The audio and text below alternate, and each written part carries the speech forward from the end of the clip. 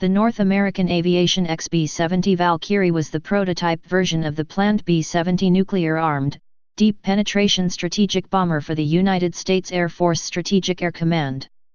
Designed in the late 1950s by North American Aviation, the six-engined Valkyrie was capable of cruising for thousands of miles at Mach 3+ while flying at 70,000 feet, 21,000 m. At these speeds, it was expected that the B-70 would be almost immune to interceptor aircraft, the only effective weapon against bomber aircraft at the time. The bomber would spend only a few minutes over a particular radar station, flying out of its range before the controllers could position their fighters in a suitable location for an interception. High speed also made the aircraft difficult to see on radar displays, and its high-altitude flight could not be matched by any contemporary Soviet fighter. The introduction of the first Soviet surface-to-air missiles in the late 1950s put the near invulnerability of the B-70 in doubt. In response, the United States Air Force, U.S. Air Force, began flying its missions at low level, where the missile radar's line of sight was limited by local terrain. In this low-level penetration role, the B-70 offered little additional performance over the B-52 it was meant to replace, while being far more expensive with shorter range. Other alternate missions were proposed, but these were of limited scope. With the advent of intercontinental ballistic missiles, ICBMs, during the late 1950s, manned bombers were increasingly seen as obsolete. The U.S. Air Force eventually gave up fighting for its production and the B-70 program was cancelled in 1961. Development was then turned over to a research program to study the effects of long-duration high-speed flight.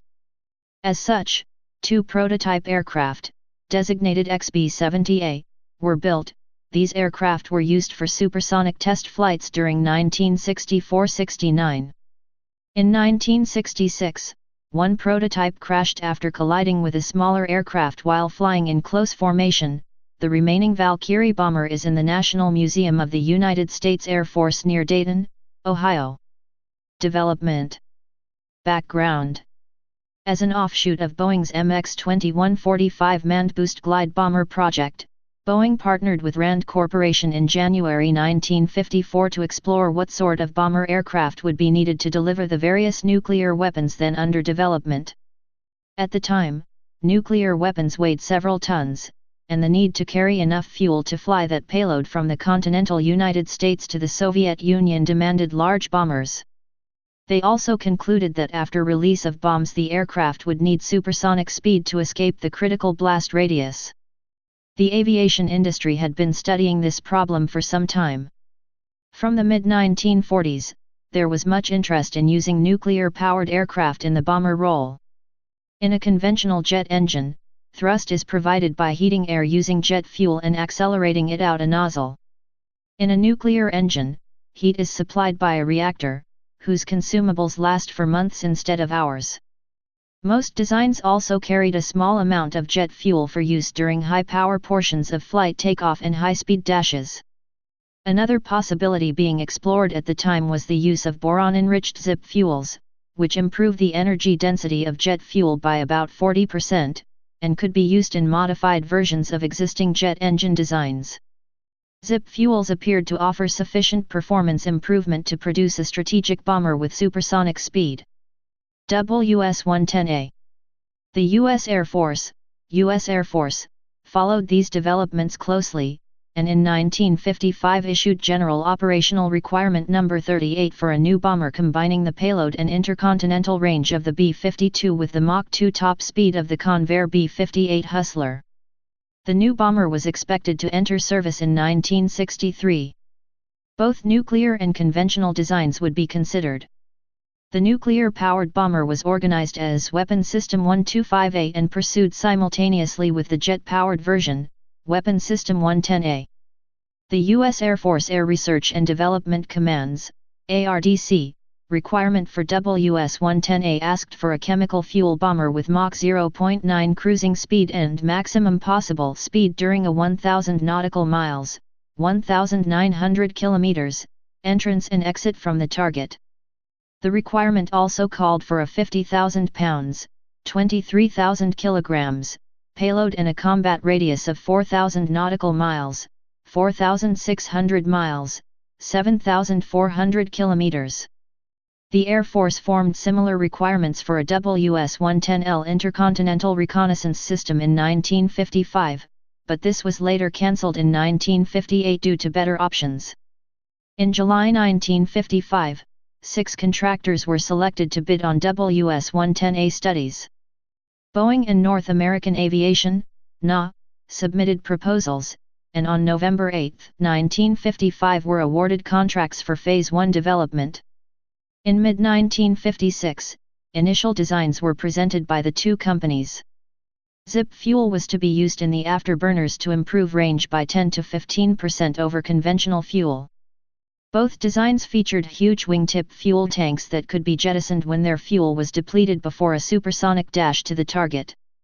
The tanks also included the outer portions of the wing, which would also be jettisoned to produce a smaller wing suitable for supersonic speeds. Both became trapezoidal wings after ejection, at that time the highest performance planform known. They also featured flush cockpits to maintain the highest fineness ratio possible in spite of its effects on visibility. The two designs had takeoff weights of approximately 750,000 pounds, 340,000 kilograms, with large fuel loads. The Air Force evaluated the designs, and in September 1956 deemed them too large and complicated for operations. General Curtis LeMay was dismissive, declaiming, "This is not an airplane, it's a three-ship formation." The U.S. Air Force ended Phase 1 development in October 1956 and instructed the two contractors to continue design studies. New designs. During the period that the original proposals were being studied, advances in supersonic flight were proceeding rapidly. The narrow delta was establishing itself as a preferred planform for supersonic flight, replacing earlier designs like the swept wing and trapezoidal layouts seen on designs like the Lockheed F-104 Starfighter and the earlier WS-110 concepts. Engines able to cope with higher temperatures and widely varying intake ramp air speeds were also under design, allowing for sustained supersonic speeds. This work led to an interesting discovery. When an engine was optimized specifically for high speed, it burned perhaps twice as much fuel at that speed than when it was running at subsonic speeds. However, the aircraft would be flying as much as 4 times as fast. Thus its most economical cruise speed, in terms of fuel per mile, was its maximum speed. This was entirely unexpected and implied that there was no point in the dash concept. If the aircraft was able to reach Mach 3, it may as well fly its entire mission at that speed. The question remained whether such a concept was technically feasible, but by March 1957, engine development and wind tunnel testing had progressed enough to suggest it was. WS-110 was redesigned as an aircraft flying Mach 3 for the entire mission. Zip fuel was retained for the engine's afterburner to increase range. Both North American and Boeing returned new designs with very long fuselages and large delta wings. They differed primarily in engine layout. The NA design arranged its 6 engines in a semicircular duct under the rear fuselage, while the Boeing design used separate pod engines located individually on pylons below the wing, like the Hustler. North American had scoured the literature to find any additional advantage. This led them to an obscure report by 2 NACA wind tunnel experts, who wrote a report in 1956 titled Aircraft Configurations Developing High Lift Drag Ratios at High Supersonic Speeds. Known today as compression lift, the idea was to use the shock wave generated off the nose or other sharp points on the aircraft as a source of high-pressure air. By carefully positioning the wing in relation to the shock's high pressure could be captured on the bottom of the wing and generate additional lift. To take maximum advantage of this effect, they redesigned the underside of the aircraft to feature a large triangular intake area far forward of the engines, better positioning the shock in relation to the wing. The former individually podded engines were repositioned in a single large duct under the fuselage. North American improved on the basic concept by adding a set of drooping wingtip panels that were lowered at high speed. This helped trap the shock wave under the wing between the downturned wingtips. It also added more vertical surface to the aircraft to maintain directional stability at high speeds. NA's solution had an additional advantage, as it decreased the surface area of the rear of the wing when the panels were moved into their high-speed position. This helped offset the natural rearward shift of the center of pressure, or average lift point, with increasing speeds. Under normal conditions this caused an increasing nose-down trim, which had to be offset by moving the control surfaces, increasing drag. When the wingtips were drooped, the surface area at the rear of the wings was lessened, moving the lift forward and reducing trim drag. The buildup of heat due to skin friction during sustained supersonic flight had to be addressed. During a Mach 3 cruise, the aircraft would reach an average of 450 degrees Fahrenheit, 230 degrees Celsius, with leading edges reaching 630 degrees Fahrenheit, 330 degrees Celsius, and up to 1000 degrees Fahrenheit, 540 degrees Celsius, in engine compartments.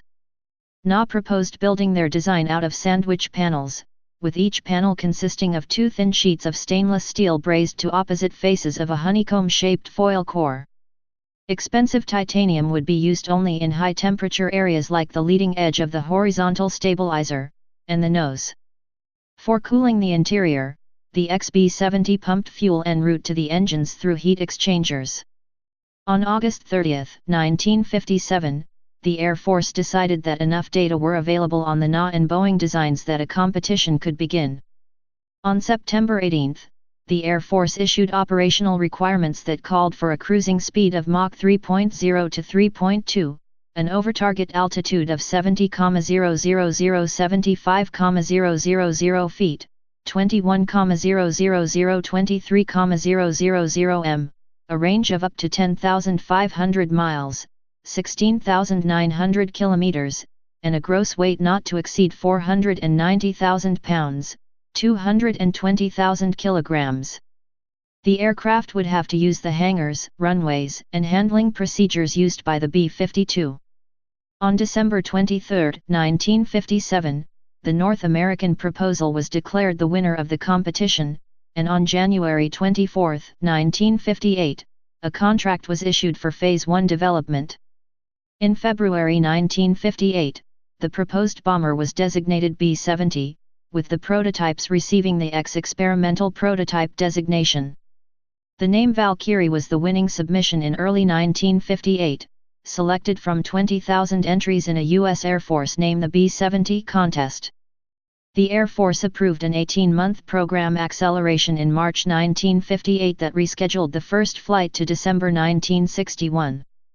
But in late 1958 the service announced that this acceleration would not be possible due to lack of funding. In December 1958, a Phase 2 contract was issued. The mock-up of the B-70 was reviewed by the Air Force in March 1959. Provisions for air-to-surface missiles and external fuel tanks were requested afterward.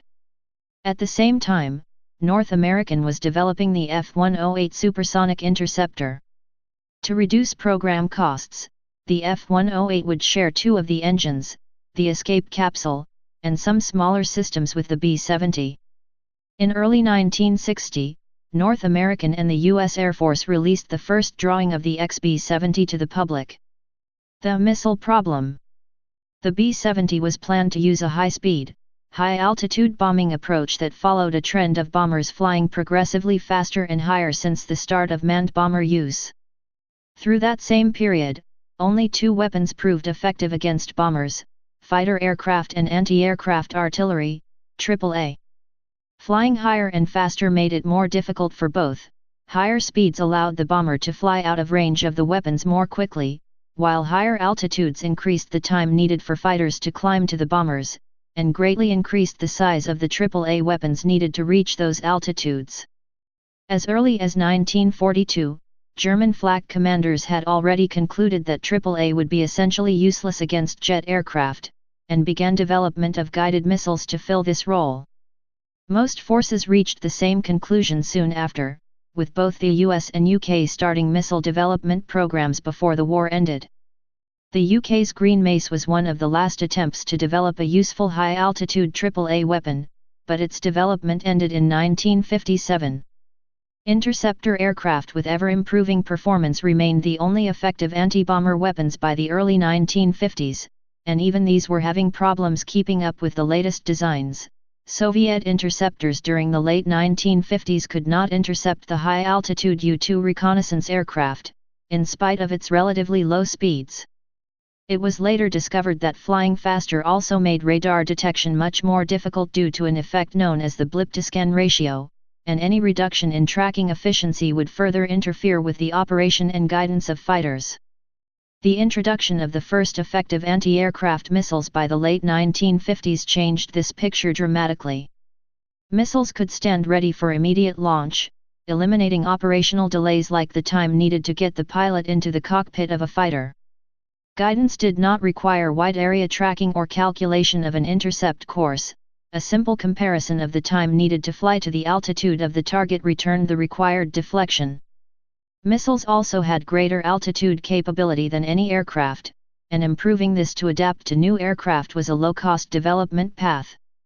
The US was aware of Soviet work in the field, and had reduced the expected operational lifetime of the U-2, knowing that it would become vulnerable to these missiles as they were improved. This later happened with the 1960 downing of the U-2 flown by Gary Powers. Faced with this problem, military doctrine had already started shifting away from high-altitude supersonic bombing toward low-altitude penetration. Radar is line of sight, so aircraft could dramatically shorten detection distances by flying close to the Earth and hiding behind terrain. Missile sites spaced to overlap in range when attacking bombers at high altitudes would leave large gaps between their coverage for bombers flying at lower levels. With an appropriate map of the missile sites, the bombers could fly between and around the defenses. Additionally, early missiles generally flew unguided for a period of time before the radar systems were able to track the missile and start sending it guidance signals. With the SA-2 guideline missile, this minimum altitude was roughly 2,000 feet, 610 m. Flying below this would make the bomber effectively invulnerable to the missiles, even if they happened to fly into range. Flying at low level provided protection against fighters as well. Radars of the era did not have the ability to look down. If the radar were aimed down to detect targets at a lower altitude, the reflection of the ground would overwhelm the signal returned from a target. An interceptor flying at normal altitudes would be effectively blind to bombers far below it. The interceptor could descend to lower altitudes to increase the amount of visible sky, but doing so would limit its radar range in the same way as the missile sites, as well as greatly increasing fuel use and thus reducing mission time. The Soviet Union would not introduce an interceptor with look-down capability until 1972 with the High Lark radar, and even this model had very limited capability. Strategic Air Command found itself in an uncomfortable position. Bombers had been tuned for efficiency at high speeds and altitudes, performance that had been purchased at great cost in both engineering and financial terms. Before the B-70 was to replace the B-52 in the long-range role, SAC had introduced the B-58 Hustler to replace the Boeing B-47 Stratojet in the medium-range role. The Hustler was expensive to develop and purchase, and required enormous amounts of fuel and maintenance in comparison to the B-47. It was estimated that it cost 3 times as much to operate as the much larger and longer-ranged B-52. The B-70, designed for even higher speeds, altitudes, and range than the B-58, suffered even more in relative terms. At high altitudes, the B-70 was as much as 4 times as fast as the B-52, but at low altitudes it was limited to only Mach 0.95, only modestly faster than the B-52 at the same altitudes. It also had a smaller bomb load and shorter range. Its only major advantage would be its ability to use high speed in areas without missile cover, especially on the long journey from the USA to USSR. The value was limited. The U.S. Air Force doctrine stressed that the primary reason for maintaining the bomber force in an era of ICBMs was that the bombers could remain in the air at long ranges from their bases and were thus immune to sneak attack. In this case, the higher speed would be used for only a short period of time between the staging areas and the Soviet coastline. Adding to the problems, the ZIP fuel program was cancelled in 1959. After burning, the fuel turned into liquids and solids that increased wear on moving turbine engine components. Although the B-70 was intended to use zip only in the afterburners, and thus avoid this problem, the enormous cost of the zip program for such limited gains led to its cancellation. This by itself was not a fatal problem, however, as newly developed high-energy fuels like JP6 were available to make up some of the difference. Most of the range lost in the change from zip fuel was restored by filling one of the two bomb bays with a fuel tank. However, another problem arose when the F-108 program was cancelled in September 1959, which ended the shared development that benefited the B-70 program. Downsizing, upswing, cancellation. At two secret meetings on 16 and November 18, 1959, the chairman of the Joint Chiefs of Staff, Air Force General Twining, recommended the Air Force's plan for the B-70 to reconnoiter and strike rail-mobile Soviet ICBMs, but the Chief of Staff of the Air Force, General White, admitted the Soviets would be able to hit the B-70 with rockets and requested the B-70 be downgraded to a bare minimum research and development program at $200 million for fiscal year 1960. President Eisenhower responded that the reconnaissance and strike mission was crazy since the nuclear mission was to attack known production and military complexes, and emphasized that he saw no need for the B-70 since the ICBM is a cheaper, more effective way of doing the same thing. Eisenhower also identified that the B-70 would not be in manufacturing until 8 to 10 years from now and said he thought we were talking about bows and arrows at a time of gunpowder when we spoke of bombers in the missile age. In December 1959 the Air Force announced the B-70 project would be cut to a single prototype, and most of the planned B-70 subsystems would no longer be developed. Then interest increased due to the politics of presidential campaign of 1960. A central plank of John F. Kennedy's campaign was that Eisenhower and the Republicans were weak on defense, and pointed to the B-70 as an example. He told a San Diego audience near NA facilities, "I endorse wholeheartedly the B-70 manned aircraft." Kennedy also made similar campaign claims regarding other aircraft. Near the Seattle Boeing plant he affirmed the need for B-52s, and in Fort Worth he praised the B-58. The Air Force changed the program to full weapon development and awarded a contract for an XB-70 prototype and 11 YB-70s in August 1960. In November 1960, the B-70 program received a $265 million appropriation from Congress for FY 1961. Nixon, trailing in his home state of California, also publicly endorsed the B-70, and on October 30 Eisenhower helped the Republican campaign with a pledge of an additional $155 million for the B-70 development program. On taking office in January 1961, Kennedy was informed that the missile gap was an illusion. On March 28, 1961, after $800 million had been spent on the B-70 program, Kennedy cancelled the project as unnecessary and economically unjustifiable because it stood little chance of penetrating enemy defenses successfully. Instead, Kennedy recommended the B-70 program be carried forward essentially to explore the problem of flying at 3 times the speed of sound with an airframe potentially useful as a bomber. After Congress approved $290 million of B-70 add-on funds to the President's May 12, 1960 modified FY 1961 budget, the administration decided on a planned usage of only $100 million of these funds. The Department of Defense subsequently presented data to Congress that the B-70 would add little performance for the high cost. However, after becoming the new Air Force Chief of Staff in July 1961, Curtis LeMay increased his B-70 advocacy, including interviews for August Reader's Digest and November Aviation Week articles, and allowing a February 25 General Electric tour at which the press was provided artist conceptions of, and other info about, the B-70. Congress had also continued B-70 appropriations in an effort to resurrect bomber development. After Secretary of Defense Robert McNamara explained again to the House Armed Services Committee, HASC, on January 24, 1962 that the B-70 was unjustifiable, LeMay subsequently argued for the B-70 to both the House and Senate committees and was chastised by McNamara on March 1. By March 7, 1962, the HASC with 21 members having B-70 work in their districts had written an appropriations bill to direct by law the executive branch to use all of the nearly $500 million appropriated for the RS-70. McNamara was unsuccessful with an address to the HASC on March 14, but a March 19, 1962 11th-hour White House Rose Garden agreement between Kennedy and HASC Chairman Carl Vinson retracted the bill's language and the bomber remained cancelled. Experimental aircraft. The XB-70s were intended to be used for the advanced study of aerodynamics, propulsion, and other subjects related to large supersonic transports. The crew was reduced to only the two pilots, as a navigator and a bombardier were not needed for this research role. The production order was reduced to 3 prototypes in March 1961 with the third aircraft to incorporate improvements from the previous prototype.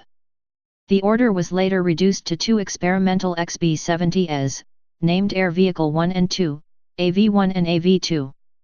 XB-70 No. 1 was completed on May 7, 1964, and rolled out on May 11, 1964 at Palmdale, California. One report stated nothing like it existed anywhere. AV-2 was completed on October 15, 1964. The manufacture of the third prototype, AV-3, was cancelled in July 1964 before completion. The first XB-70 carried out its maiden flight in September 1964 and many more test flights followed. The data from the XB-70 test flights and aerospace materials development were used in the later B-1 bomber program, the American Supersonic Transport (SST) program, and via espionage, the Soviet Union's Tupolev Tu-144 SST program. The development of the Lockheed U-2 and the State Route 71 Blackbird reconnaissance aircraft, as well as the XB-70, prompted Soviet aerospace engineers to design and develop their high-altitude and high-speed MiG-25 interceptor. Design. The Valkyrie was designed to be a high-altitude Mach 3 bomber with 6 engines. Harrison Storms shaped the aircraft with a canard surface and a delta wing, which was built largely of stainless steel, sandwiched honeycomb panels, and titanium. The XB-70 was designed to use supersonic technologies developed for the Mach 3 Navajo, as well as a modified form of the SM-64 Navajo's inertial guidance system. The XB-70 used compression lift, which arose from a shock wave generated by the sharp leading edge of the central engine intake splitter plate below the wing. At Mach 3 cruising speed, the shock wave attached along the wing leading edge, preventing the high pressure behind the shock front from leaking up over the wing. The compression lift provided 5% of the total lift.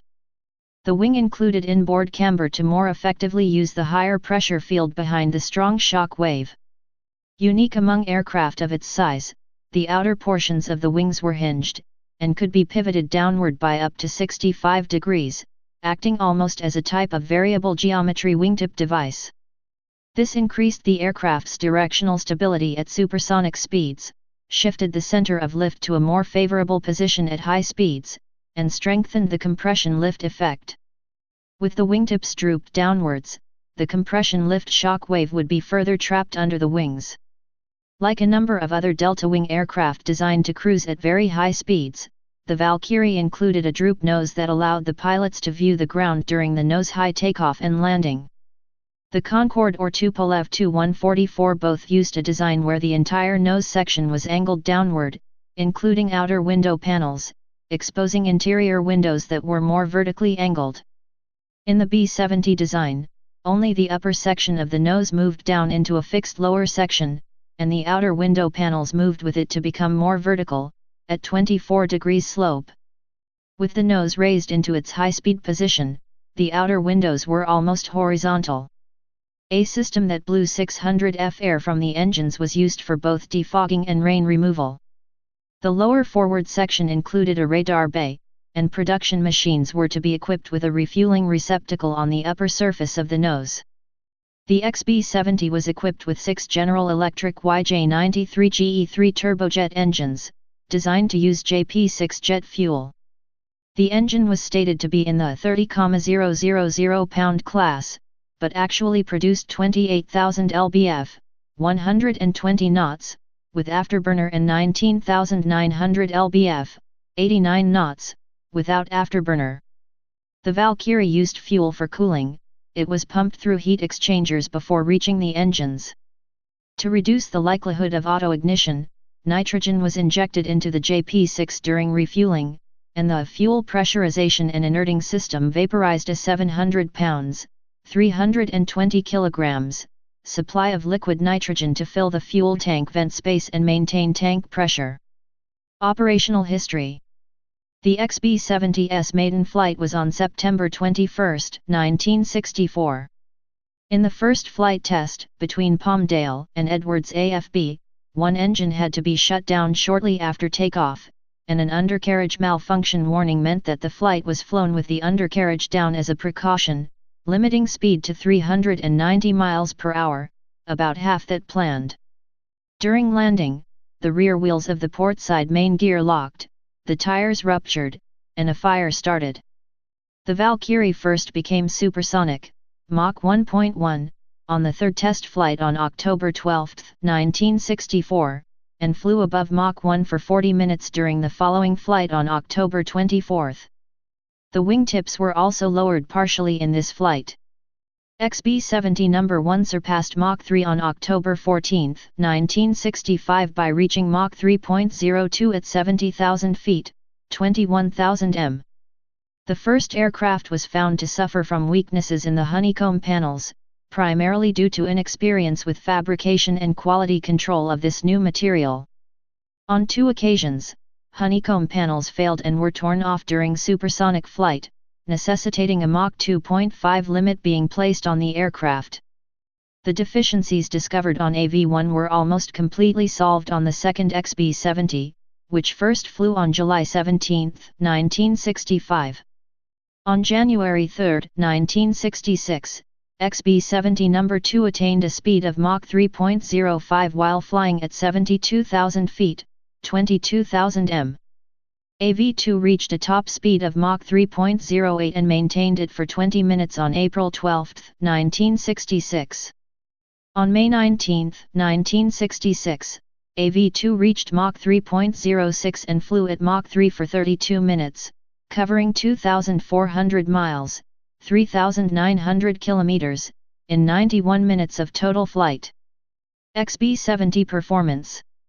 Longest flight, 340 hours. On January 6, 1966. Fastest speed, 2,020 miles per hour, 3,250 kilometers per hour, on January 12, 1966. Highest altitude, 74,000 feet, 23,000 m, on March 19, 1966. Highest Mach number, Mach 3.08. On April 12, 1966. Sustained Mach 3, 32 minutes, on May 19, 1966. Mach 3 total, 108 minutes/10 flights. A joint NASA/US Air Force research program was conducted from November 3, 1966 to January 31, 1967 for measuring the intensity and signature of sonic booms for the National Sonic Boom Program, NSBP. Testing was planned to cover a range of sonic boom overpressures on the ground similar to but higher than the proposed American SST. In 1966, AV-2 was selected for the program and was outfitted with test sensors. It flew the first sonic boom test on June 6, 1966, attaining a speed of Mach 3.05 at 72,000 feet, 22,000 m. 2 days later, AV-2 crashed following a mid-air collision with an F-104 while flying in a multi-aircraft formation. Sonic boom and later testing continued with XB-70A No. 1.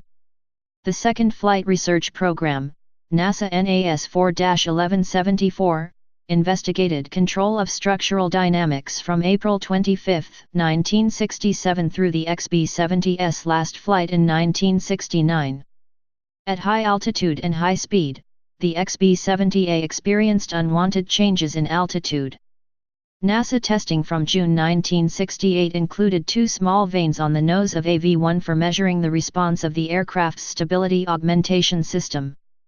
AV-1 flew a total of 83 flights. The XB-70's last supersonic flight took place on December 17, 1968. On February 4, 1969, AV-1 took its final flight to. Please subscribe and thanks for watching.